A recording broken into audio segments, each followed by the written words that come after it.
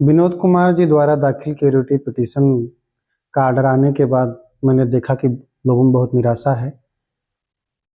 मैं भी उस आदेश से निराश हुआ, क्योंकि मूल रूप से मैं मानता हूं कि बेरोजगारी की जो पीड़ा होती है उससे बड़ी कोई पीड़ा होती नहीं है। लेकिन साथ ही साथ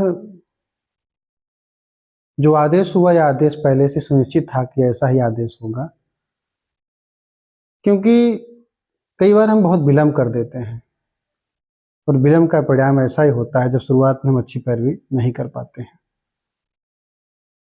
उदाहरण के तौर पर जब संशोधन 12वां हुआ, तो संशोधन 12वां होने के बाद जब 72,825 का विज्ञापन आया, तो विज्ञापन सहायक अध्यापक का होना चाहिए था, लेकिन विज्ञापन सहायक अध्यापक का ना होकर के वह मात्र एक प्रशिक्षण का विज्ञापन था।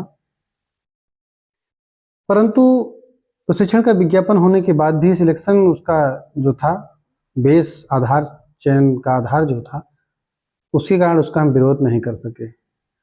और जब खंडपीठ ने उसे असिस्टेंट टीचर का विज्ञापन बताकर बहाल किया, तो उसके बाद अगर सरकार चाहती तो असिस्टेंट टीचर की तरह भर्ती कर सकती थी, मगर सरकार ने ऐसा किया नहीं। सरकार सुप्रीम कोर्ट गई, सुप्रीम कोर्ट से अंतरिम आदेश जब भर्ती होने लगी, फिर भी उन्होंने ऐसा नहीं किया। तब तक बहुत विलम्ब हो चुका था। जब हमने विरोध करना शुरू किया कि असिस्टेंट टीचर की तरह भर्ती नहीं हो रही है,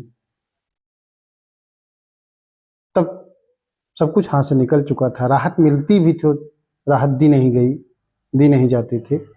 और अंत में आपने देखा कि जब कुछ लोगों को राहत देकर के मामले को डिस्पोज ऑफ किया गया, एक प्रकार से समाप्त किया गया, तो ऐसी स्थिति में उस आधार पर जो लोगों ने विरोध करना शुरू किया, तो उसका जो निष्कर्ष हुआ, निष्कर्ष आपने देखा कि वह क्या हुआ।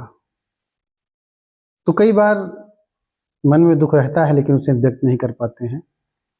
इन्हीं सब बातों के साथ फिर कभी हम आएंगे तो विस्तार से आप सबसे वार्ता करेंगे। अभी संक्षेप मैंने जो चर्चा की है बस इतना ही। धन्यवाद।